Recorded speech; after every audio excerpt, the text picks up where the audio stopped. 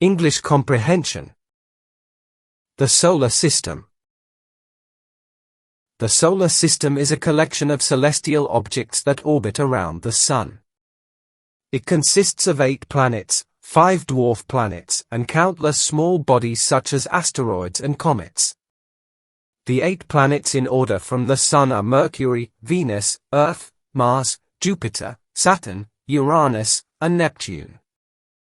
Each planet has its own unique characteristics, from its size and atmosphere to the number of moons they have. The dwarf planets are Ceres, Pluto, Haumea, Makemake, and Eris. They are smaller than the 8 planets and also orbit around the Sun.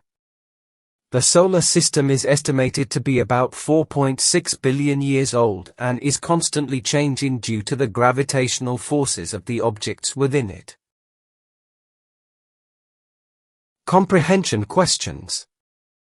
What is the solar system? How many planets are in the solar system? Name the 8 planets in order from the Sun. What are the unique characteristics of each planet? What are dwarf planets? Name the 5 dwarf planets. How old is the solar system estimated to be? How does the solar system change over time?